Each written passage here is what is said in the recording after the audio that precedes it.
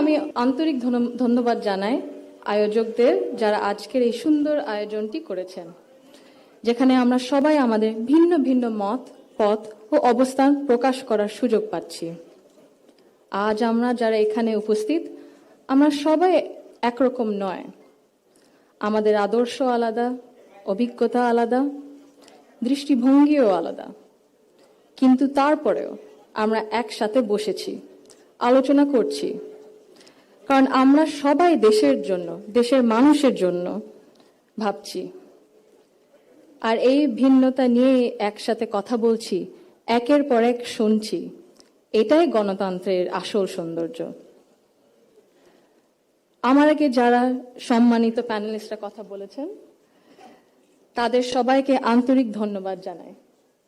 আপনারা অনেক কিছু বলেছেন, হয়তোবা আমিও বলে ফেলবো, সো আমাদের একটা মাইন্ডসেটে আই থিঙ্ক সিমিলারিটি আছে। আমার খুব ভালো লেগেছে শুনে। আমি আজ এখানে দাঁড়িয়েছি ভিন্ন এক অনুভূতি ও আবেগ নিয়ে। বাংলাদেশের পলিসি লেভেলটায় আমার প্রথম বক্তব্য এটা। আমি এমন কেউ নয় যার কাছে সব প্রশ্নের উত্তর আছে বা সব সমস্যার সমাধান জানা আছে। তবু আমি বিশ্বাস করি, নিজের ছোট্ট জায়গা থেকেও সমাজের জন্য, দেশের জন্য কিছু করার আন্তরিকতা আমাদের সবার মধ্যে থাকা উচিত। আজ আমি এসেছি শুধু শুনতে, শিখতে এবং একসাথে কাজ করার মনোভাব নিয়ে এগিয়ে যেতে। Today's dialogue is about women shaping the nation. But before we speak about shaping the future, we must be honest about the everyday lives, realities shaping women's lives in Bangladesh.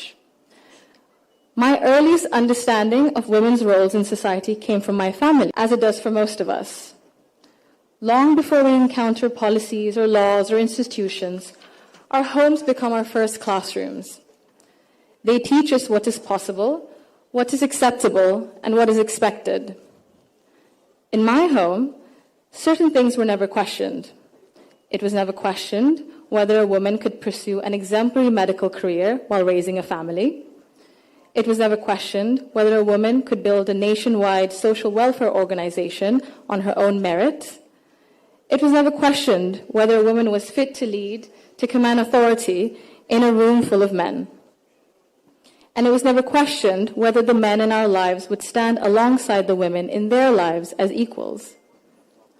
My mother continued to excel professionally as a cardiologist in government hospitals, often in patriarchal settings, because she had encouragement and support at home to balance both career and family.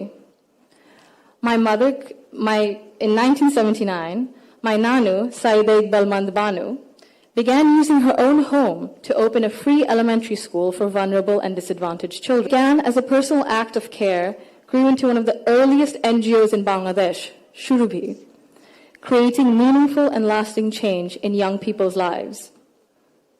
The belief that women's dignity must be recognized both privately and publicly was also reflected in my grandparents' lives and leadership beyond our family. My grandfather, President Zia Rahman, understood that development was incomplete if women were excluded. He saw women as capable contributors at home, at work, and in public life. And that belief carried into the choices he made as a leader. Under his leadership, the expansion of the garment sector meant millions of women entered formal work for the first time, gaining independence and income.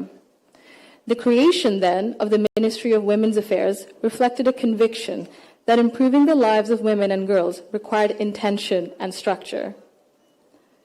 These were not just policy decisions, but they were an extension of the values that he lived by personally. That foundation was carried forward by my grandmother, Begum Khaleda Zia, who understood the transformative power of education that gave women voice, choice, and confidence.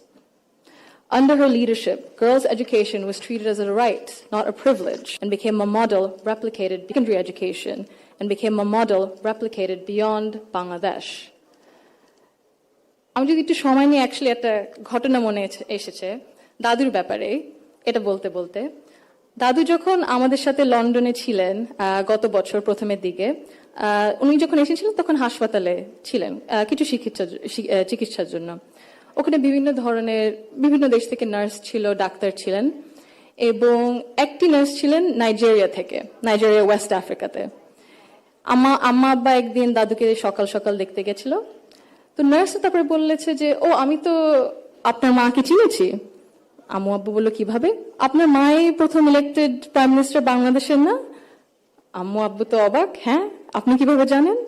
তো nurse তারপরে বললো যে, আপনাদের যে উনি যে এত কিছু করেছেন এই মেয়েদের শিক্ষার জন্য, specially primary education, food for education, cash for education, এগুলো আমাদের সরকার ওই 35-30 বছর আগে দেখে ইমপ্লিমেন্ট করেছিল। আর ওই কারণে লক্ষ লক্ষ মেয়েরা গ্রাম অঞ্চলে, ওদের দেশে গ্রাম অঞ্চলে বিভিন্ন জায়গায় সদরে এখনো শিক্ষা পাচ্ছে, অন্তত প্রাইমারি এডুকেশন। ভাবলাম একটু শেয়ার যদি করি, এখানেই করবো আপনাদের সাথে। জি। She also understood that education alone was not enough if women were not supported to remain in public and economic life. Supporting women to access credit, build livelihoods, and grow small businesses mattered. So did recognizing the realities of motherhood, of childcare, and that required systems being strengthened around maternity leave and childcare, which she did.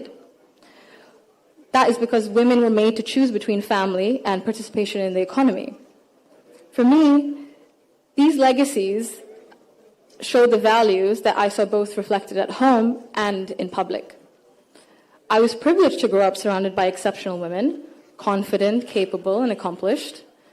I was equally fortunate to have male role models, including my father and my grandfather, who valued those women and never felt threatened by their strength or ambition. In fact, the 4 most important people in my father's life, have been women for decades. And he has treated them with deep respect and reverence, not as an exception, but as the norm. Because of this, I grew up with what I now recognize was a skewed understanding of society. Living between Bangladesh and the UK taught me something important.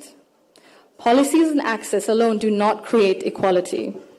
You can expand education, pass laws, set national targets, but if social norms and daily expectations and mindsets remain unequal, empowerment remains fragile. This is not about overt discrimination. Inequality often survives through habit and comfort, through what feels normal. In Bangladesh, women still perform around 85% of unpaid household and care work, spending over 7 times as many hours as men on a day. This work is valued at 19% of our GDP and remains largely invisible in economic planning and national decision-making. This makes something very clear. Gender equality is not a women's issue, it is an economic and national issue.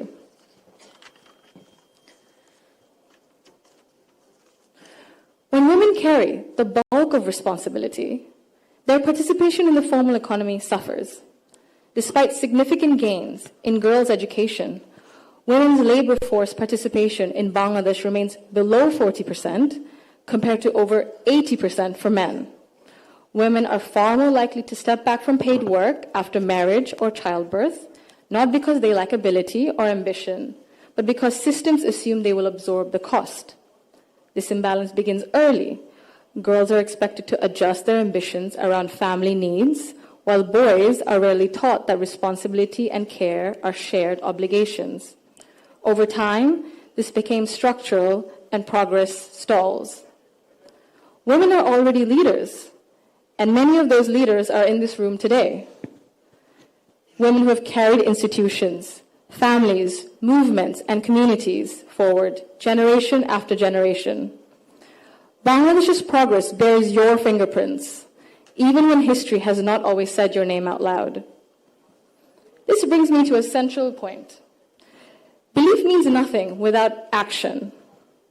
To the men among us, our fathers, our brothers, our sons, our husbands, our colleagues and friends, your support for women's rights matters.